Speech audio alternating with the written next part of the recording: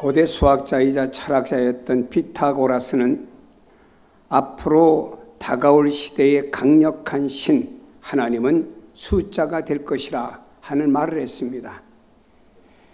경제력, 군사력 모두가 다 숫자의 대결이라는 말입니다. 많이 가진 사람, 많은 군대가 승리한다고 하는 것입니다. 옛날에 티끌모아 태산이라는 말이 있죠. 우리의 부모 세대는 먹지 않고 쓰지 않고 모아서 땅도 사고 집도 사고 이래가면서 한 가정을 어려운 가운데도 이끌어왔습니다. 그런데 그 어느 날 이분이 그만 잘못해서 하루아침에 재산 모두를 잊어버리게 되었습니다. 땅도 잊어버리고 집도 잊어버리게 되었습니다. 이분은 결국에 자기 자신의 삶을 비관하며 뒷산에 올라가서 소나무에 스스로 목을 메고 죽었습니다. 이 사람은 바로 이 수라고 하는 것, 많이 가진 것이 있다가 없어짐으로 인해서 자신의 인생의 삶의 의미를 잊어버렸고 또 하나님께서 생명을 좌우한다는 사실도 잊어버리고 이 숫자 개념이 줄어들음으로 인해서 이 사람은 스스로의 목숨을 포기하는 사람이 되고 말았다라고 하는 것입니다. 성도들도 그렇습니다. 뭐든지 많아야 됩니다. 하나님의 축복이라고 생각합니다. 어쩌다가 줄어들면은 왜 이렇게 내가 줄어들까라고 하면서 고민하는 사람들이 있음을 보게 됩니다. 그러나 여러분 예수 그리스도를 믿고 하나님의 나라를 바라보는 여러분들, 하나님의 나라는 양적인 것이 중요하지 않다라고 말씀하고 있습니다. 본문에서 이 사실을 우리에게 말씀해 주고 있습니다. 이스라엘이 가나안 땅에 정착했습니다. 여호수아를 비롯해서 가나안 땅에 정착한 1세대는 다 죽었습니다. 이제는 2세대에서 3세대로 이어지면서 백성들은 하나님 앞에 범죄하게 되었습니다. 범죄는 곧 하나님의 징계로 나타나게 되었습니다. 기드온이 사사로 설 때 이스라엘은 다시 범죄함으로 인해서 미디안이라고 하는 족속에 의해서 7년 동안 압제를 받게 되었습니다. 저들은 미디안 사람들은 매년 추수기가 되면 군대를 이끌고 와서 여기는 이스라엘 땅에서 난 모든 곡식들과 양떼들을 다 빼앗아 가버립니다. 이스라엘 백성들은 이것을 견디지 못해서 산에다 굴을 파고 구멍을 내서 거기다가 곡식들을 숨겨놓고 저장해 두었다가 겨우겨우 입에 풀칠하며 살아가는 사람들이 되었습니다. 견디다 못한 이스라엘 백성들은 하나님 앞에 무릎을 꿇었습니다. 그리고 하나님 앞에 회개합니다. 회개하는 이 백성을 위하여 하나님께서는 기드온이라는 지도자를 세웁니다. 미디안을 물리치는데 또 한 지도자를 세워 하나님 사용하시려고 하는 것입니다. 여기서 우리는 하나님이 원하시는 방법이 무엇인가를 우리는 알 수가 있습니다. 하나님은 바로 한 믿음의 사람 기드온을 세웠듯이 하나님 어느 시대든지 믿음의 사람을 통해서 일하신다는 내용을 볼 수가 있습니다. 미디안이 이스라엘 침범한 지 7년째 되던 해 추수기가 되었을 때 여전히 미디안 군대를 이끌고 이스라엘로 쳐들어왔습니다. 본문에 보니 이스라엘과 미디안 군대의 숫자를 비교해 볼 때 비교가 되지 않습니다. 미디안 군대는 연합군이었습니다. 12절에 이렇게 말합니다. 12절을 한번 다 같이 읽어보겠습니다. 미디안과 아말렉과 동방의 모든 사람이 골짜기에 누웠는데 메뚜기에 많은 수 같고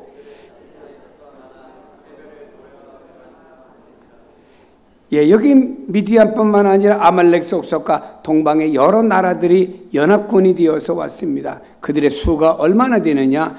메뚜기에 많은 수와 같다고 말했습니다.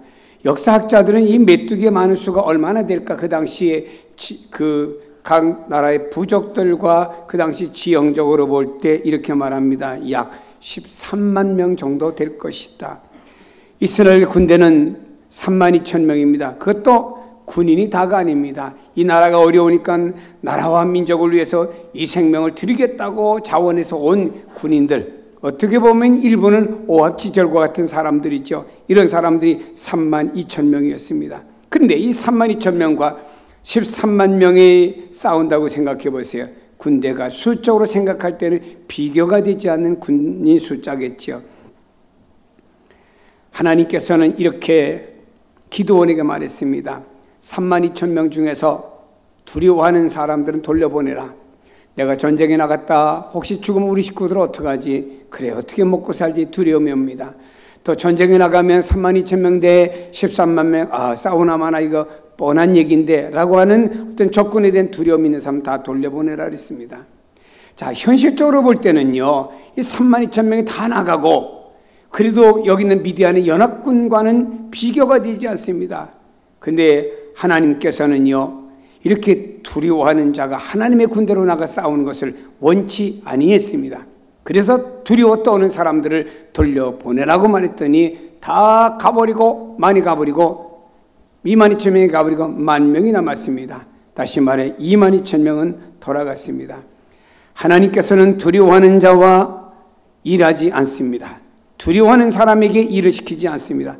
하나님은 두려워하는 사람과 함께하기를 원치 아니하고 계신다고 하십니다. 10,000명과 미디안 연합군 13만 명의 대결입니다. 자, 그런데 상상해 보세요. 10,000명과 13만 명 대결이라. 근데 하나님의 말씀이 또 떨어졌습니다. 기드온아, 10,000명도 많다. 또 줄여야 되겠다. 그래서 하나님께서는 이번에 물 먹는 테스트를 통해서 또 줄여서 남은 사람이 300명으로 줄였습니다. 이제는 300명 대 13만 명의 군대가 싸우는 전쟁을 하게 되었습니다. 그러나 이 전쟁에서 기드온은 300명 용사를 데리고 싸워 이겼지요. 그렇게 큰 힘을 들이지 않고 쉽게 싸워 이겼습니다. 여러분, 여기서 우리에게 주어지는 내용, 메시지는요, 수가 중요한 것이 아니고 믿음의 힘이 얼마나 중요하냐라고 하는 것을 우리에게 보여주고 있는 것입니다. 수가 다가 아니고 믿음이 얼마나 중요하냐를 우리에게 보여주고 있습니다. 많은 사람들이 믿음을 잊어버리니까 수라고 하는 개념에 모든 것들을 빼앗기며 살고 있다라고 하는 것입니다.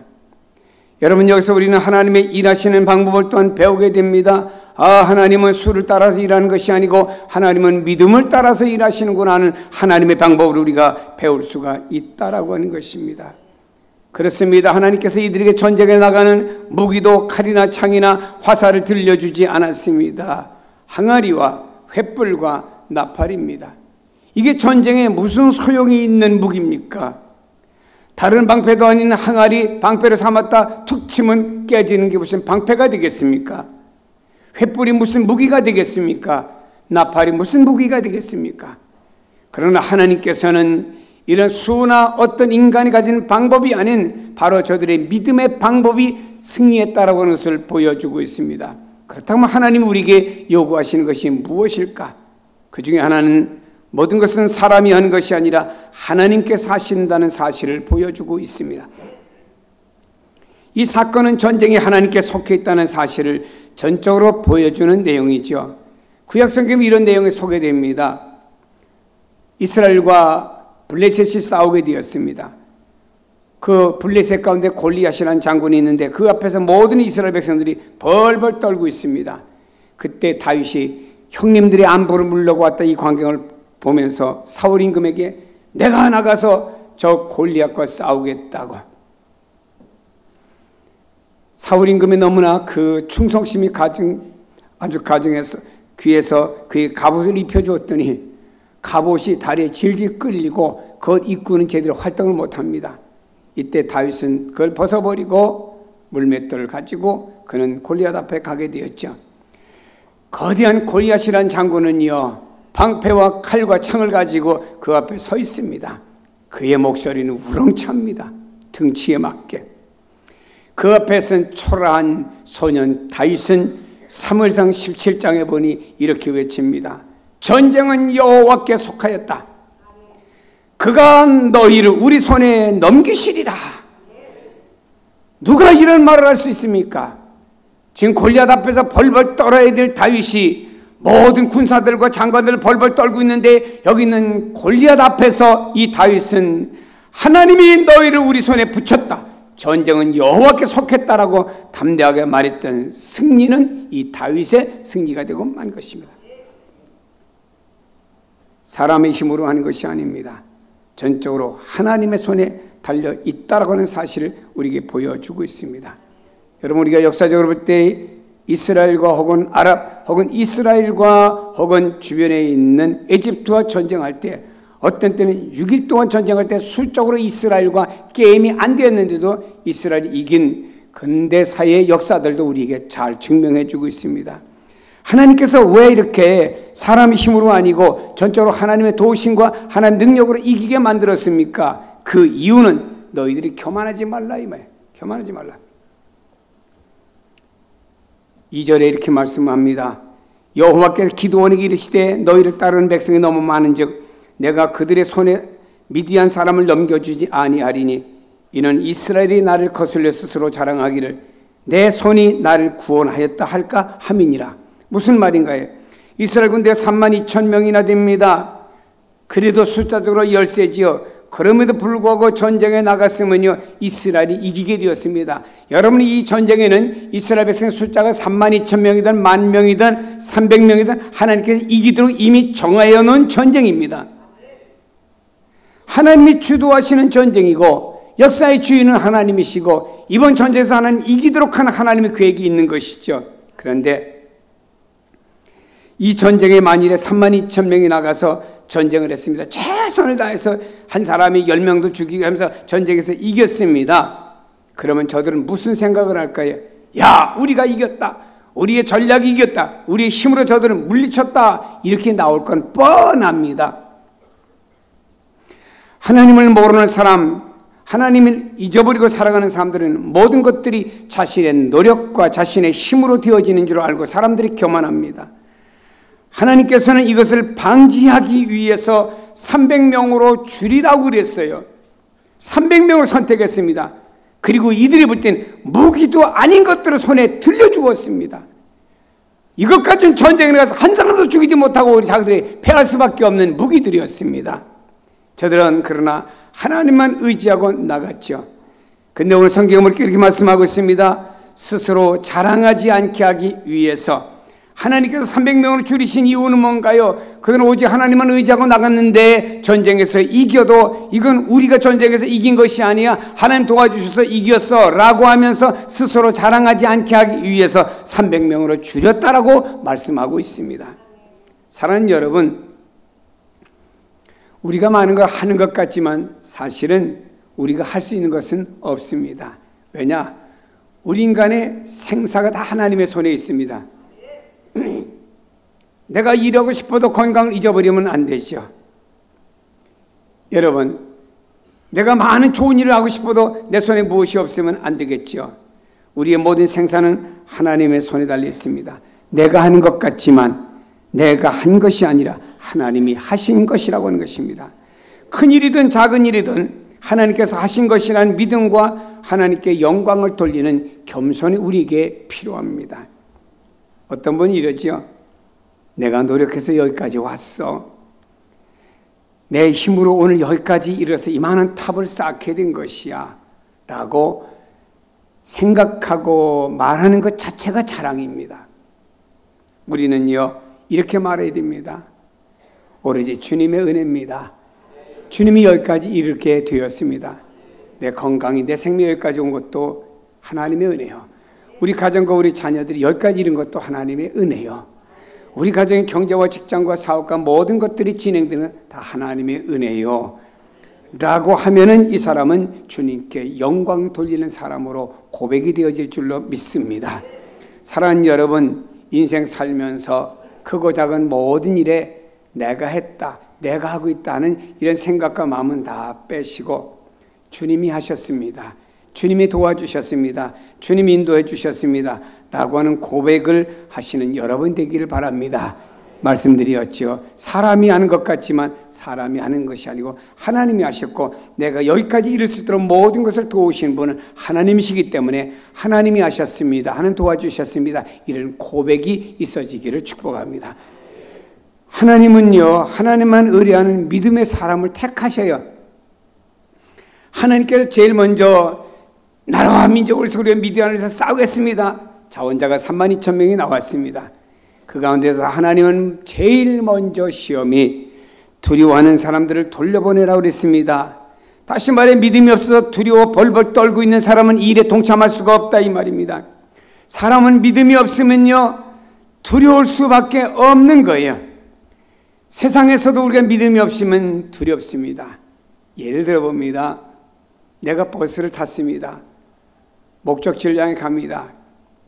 야, 이 차가 가다가 굴르면 어떡하지? 안전벨트를 맵니다. 앞에 의자를 꽉 잡습니다. 이러면요, 이 사람의 마음에는 그 믿음을 잊어버린 그 순간부터 막 마음에 두려움이 오기 시작하는 것입니다. 세상에서도 믿음이 없다 보면 이런 두려움이 우리 삶 가운데 임하는 것을 보게 됩니다. 똑같은 돈이 있습니다. 믿음이 없고 두려운 사람은요, 야, 이 돈 가지고 사회에서 어떻게 살아가냐, 큰일 났네, 미래는, 그리고 아이들은 커가는데 어떡하지? 그때부터 두려움이 옵니다. 그러나 또 믿음 있는 사람은 하나님 이 정도 남아 있습니다. 또 아이들 커가지만 그도 하나님 인도하시겠죠. 여기까지 인도하신 하나님이 또 미래 인도하시겠죠. 이렇게 믿음이 있으면 두려움이 없어지는데 믿음이 없다 보면 사람에게는요 두려움에 가득 차게 됩니다. 그래서 사람이 온전한 믿음이 없다 보면은 아마도 이 32,000명이 다 싸우러 나갔다고 하면은 적군을 보자마자 중간에 도망간 사람도 있을 겁니다. 그래요. 믿음이 없으면 불리하게 될 때는 도망간 사람들이 있게 되는 것입니다. 그런 사람은 하나님의 일을 할 수도 없고 이 시대에 하나님 앞에 여러 면에 쓰임받을 수가 없습니다. 사랑하는 여러분이요, 여러분 사랑, 오늘 이 시대의 여러분들이 주역으로 쓰임을 받아야 되는데 여러분은 어떻습니까? 오늘 교회 나와 예배 드린 여러분들 다 믿음 좋으신 분들입니다. 아니 믿음이 좋으니까 교회 나왔겠지요. 믿음이 부족하면 집에 앉아 축구 봐야 될 거 아니에요. 비록 지나간 거지만 이 나라 저 나라가 어떻게 됐나 봐야 될 거 아닙니까? 저도 몹시 궁금해요. 저도 오늘 밤을 지새워야 되냐 고민을 하고 있습니다. 내일 한국이 축구를 하는데 보긴 봐야 될 것 같은데 설잠을 좀 자야 되겠구나. 자, 여러분 평상시 보면 다 믿음이 좋아 보입니다. 다 강한 것 같고 담대하게 보입니다. 그런데 사람은 어떤 경우에 본심이 드러나요. 어떤 경우에 드러나느냐? 본심이 드러나는 하나는요, 물질 앞에서 사람은 본심이 드러납니다. 돈이라고 하는 앞에서는 자기의 본질이 드러납니다. 두 번째는요, 남들의 눈에 보이지 않는 곳에서 본질이 드러납니다. 여러분, 보이는 곳에서는 사람들의 가식과 유장이 많습니다. 그러나 보이지 않는 곳에서는요, 혼자 있거나 혹은 친밀한 사람만 있을 땐 자기의 본질이 드러나요. 한 집사님 가정을 신방했습니다. 온 가족이 있습니다. 참 좋은 가정이에요. 부인 집사님을 보고 남편이 직장 갔길래 집사님 참 좋은 남편 만났고 온 가족이 있습니다. 그래서 행복하지요.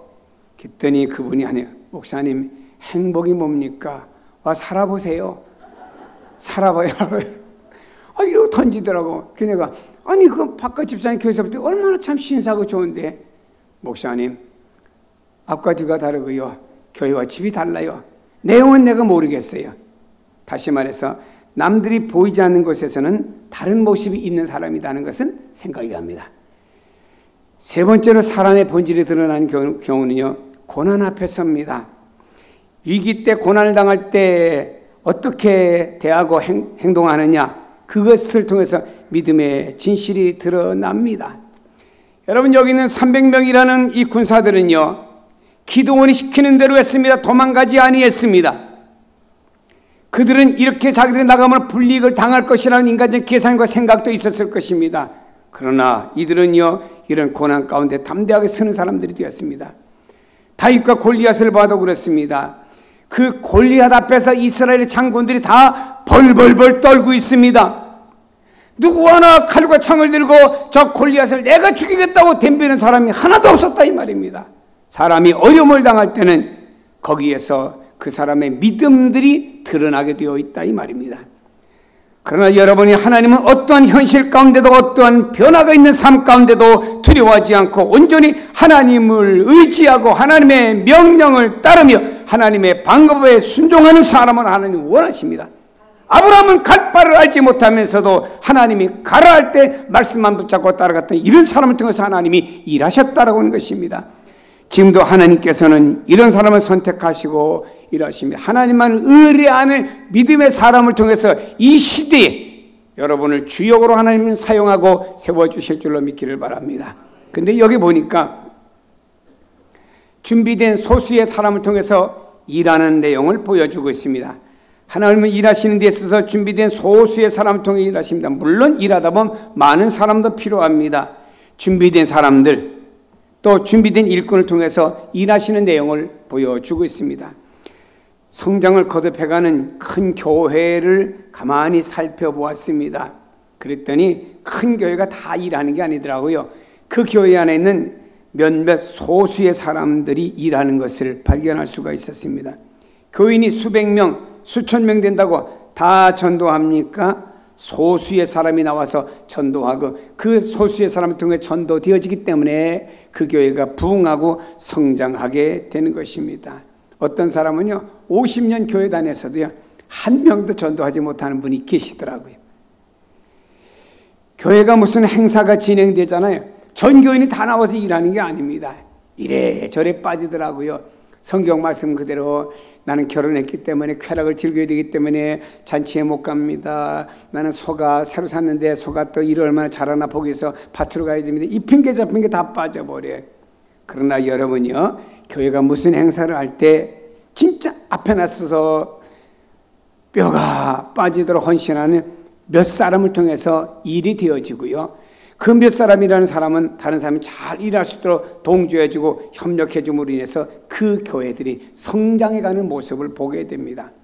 예수님은 공생의 기간 동안에 12명의 제자를 선택하시고 12명을 키우셨어요.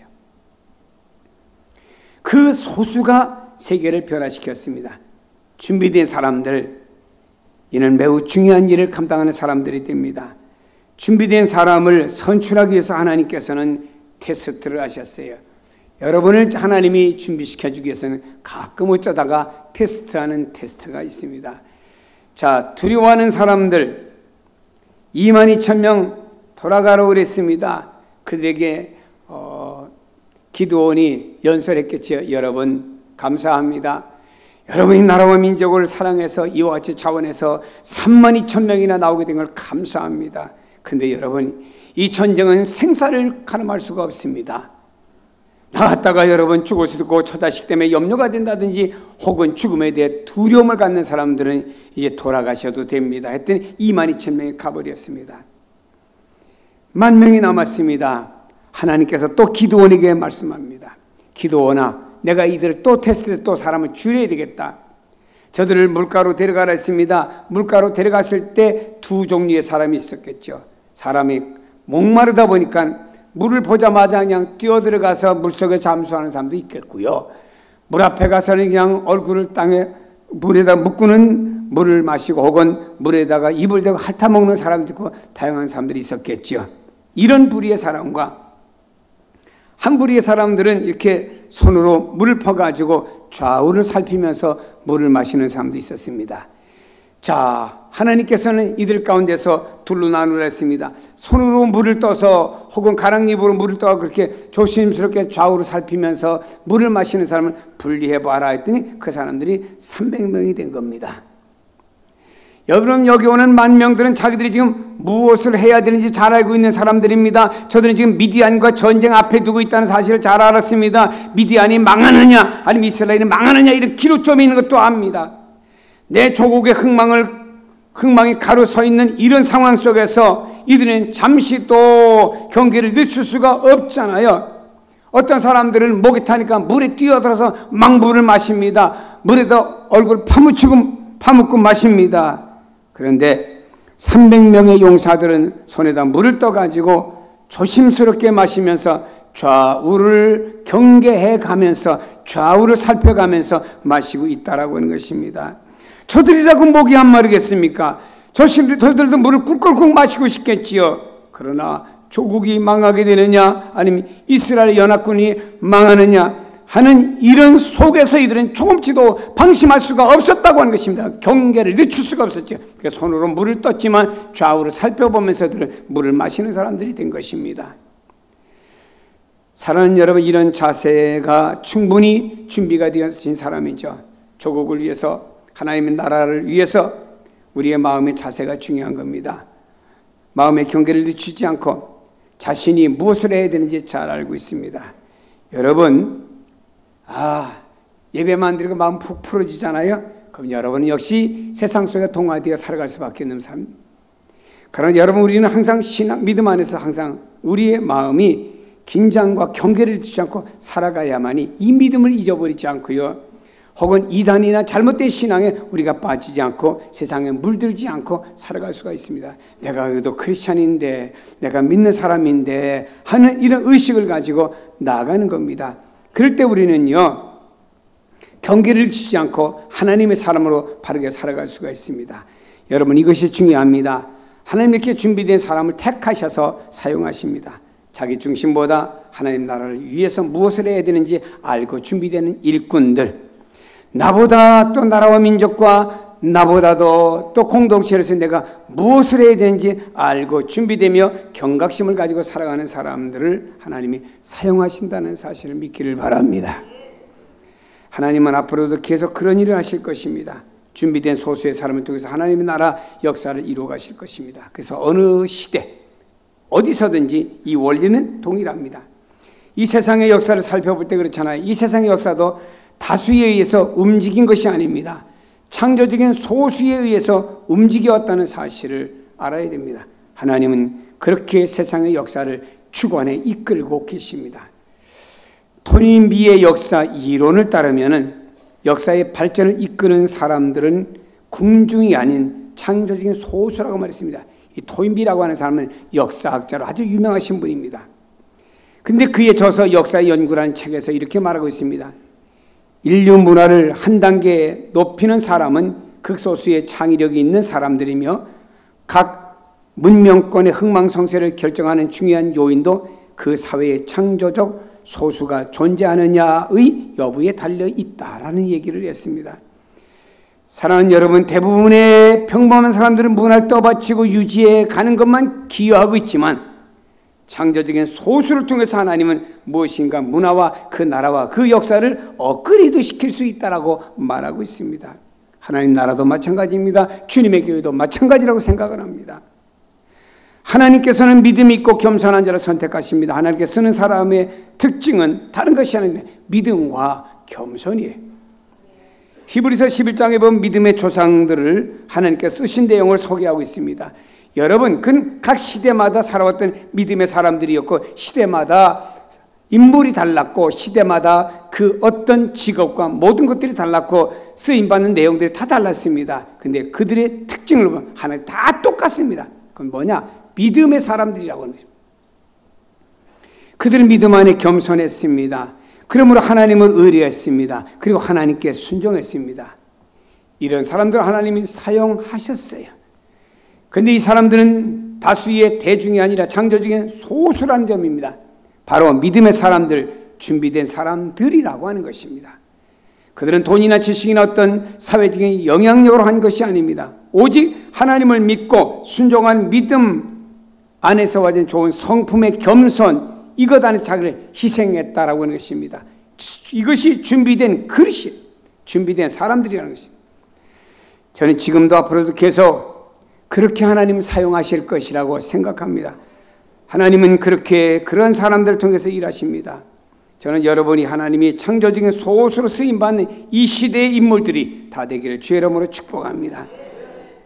세상적인 조건들이 들어가는 것이 아니기 때문입니다. 오직 하나님의 원칙 안에서만 쓰임받기 때문에 우리가 어떤 믿음으로 순종하느냐, 이것이 그 시대마다의 하나님의 원칙이에요.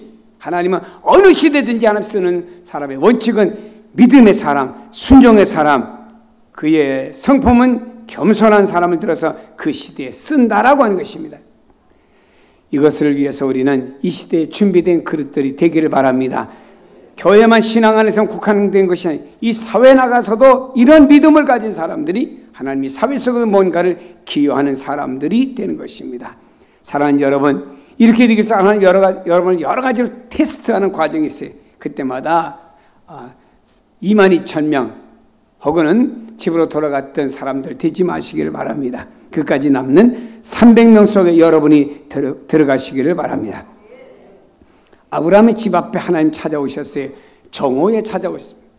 정오는 사람들이 오가는 곳이 아니었습니다. 정오엔 대개 사람들이 오침을 취하는 시간이었습니다. 남들이 오지 않는 시간, 예기치 못한 시간에, 예기치 않았던 장소에, 예기치 않은 모습으로 하나님이 사람의 몸을 찾아오신 겁니다. 오늘 하나님께서는 이들에게 테스트하는 방법은 아주 단순했습니다. 자, 데리고 저 냇가에 가서 물 먹여라. 테스트하는 방법 간단했습니다, 여러분.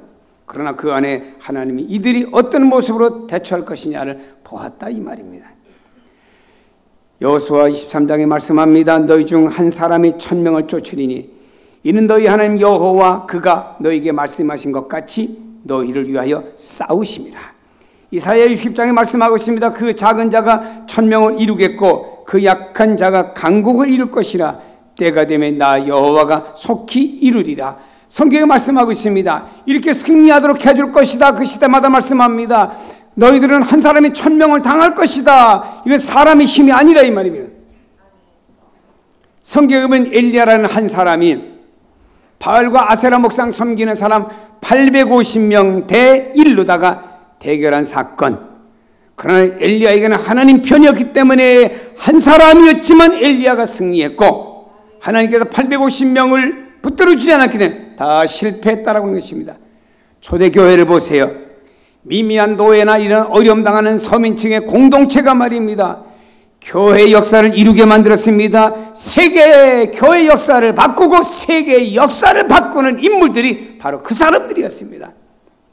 바울이라고 하는 한 사람으로 인해서 세계가 움직이게 됐고 유럽이란 전체 나라가 바울 한 사람의 복음 전파가 기점이 되어가지고 유럽 전체가 기독교 국가가 된 것 아닙니까? 한 사람이라는 게 중요한 거죠. 루터라고 하는 한 사람이 천주교 성당 입구에다가 95개 천주교가 잘못됐다는 내용을 써서 붙였습니다. 개혁의 깃발을 들었습니다. 천주교에서는 이렇게 말했습니다. 교황을 중심해서 누구든지 우리랑 도전하는 루터를 죽이는 사람은 살인죄에 해당되지 않는다. 이 방이 붙어버렸습니다. 요즘으로만 유병원이를 잡는 사람은 5억을 준다. 그래서 요즘 유병원을 잡으려고 혈안이 돼서 사람 다닌답니다. 저도 길 가다 얼굴이 퉁퉁한 사람 좀 한 번 더 쳐다보게 돼. 참 사람 들으니까 이상한 반응이 오더라고요. 여러분, 루터를 죽이는 사람은 누구든 평생 동안 그는 살인죄에 해당되지 않은 면죄부를 주겠다 이 말입니다. 루터가 힘들지요. 모든 타락된 그 캐톨릭이 자기를 공격해 오니까 앉아서 실심해가지고 앉았는데 루터의 부인이 상복을 입고는 집에 나오면 아이고 오니까 루터가 정신이 보자. 아니 왜 누가 돌아가셨어? 어르신 누가 돌아가시나 왜 울어? 그러니까 돌아가셨대요. 돌아가셨어. 누가 돌아가셨어? 하나님이 돌아가셨어. 루터가 이제 이게 이 사람아 하나님 어떻게 돌아가시냐고 하면서 반색을 하니까 여기는 루터 부인이 하나님 돌아가셨으니까 당신 힘을 잊어버렸지 하나님 살아계시면 왜 당신 힘을 잊어버리겠냐? 정신이 번쩍 났습니다. 믿음이 새로워졌습니다. 이랬던 루터가 종교의 깃발을 들고 독일이란 나라를 기독교 국가로 바꿔놓게 됐고 유럽에 놀라운 영향력을 미치게 된 것입니다. 사랑하는 여러분, 한 사람 소수가 이렇게 중요한 것입니다. 하나님께 준비된 소수가 이렇게 중요한 것입니다. 이런 사람들은요, 핍박도 받을 수 있습니다. 예기치 않은 일을 당할 수도 있습니다. 이런 사람들은 교회 안에 갈등이 있을 수도 있습니다. 또 이런 사람으로 말미암아 주변에 다른 사람 배교하는 일도 일어날 수가 있습니다. 그러나 여러분이 기억해야 됩니다. 주님의 몸된 교회는 예수 그리스도의 십자가와 부활이 생명력이 있기 때문에 교회는 든든히 서간다는 사실을 믿기를 바랍니다. 세상의 건물이 아니고 세상의 기관이 아닙니다. 교회는 주님의 십자가와 부활이 든든히 서 있는 그것이 교회 안에 생명력이고 우리 개인의 신앙의 생명력도 예수의 십자가와 부활이라고 하는 것입니다. 이것이 확고한 사람은 영적으로 분명한 생명력, 에너지를 갖고 세상과 타협지 아니하고 믿음의 분명한 모습을 보이는 사람들이 될 줄로 믿습니다. 사는 여러분, 우리가 믿음을 잃지 않고 꿈을 잃지 않고 예수 그리스도의 십자가와 부활의 생명만 붙잡고 나간다고 하면은 하나님께서 이 놀라운 일들을 바로 여러분들을 통해서 이루어 나가실 줄로 믿습니다. 기도원의 300명 용사와 같은 일꾼들, 저들은 섬기고 협력하고 세상과 싸우며 하나님 나라의 의와 평강을 위해서 싸워가는 이러한 성도가 될 것입니다. 사랑하는 여러분, 준비된 용사가 되세요. 하나님께서 교회든 사회든 여러분이 있는 어디든지 간에 하나님께서 여러분을 통해서 쓰시는 역사가 일어날 줄로 믿으시기를 바랍니다. 기도하십니다.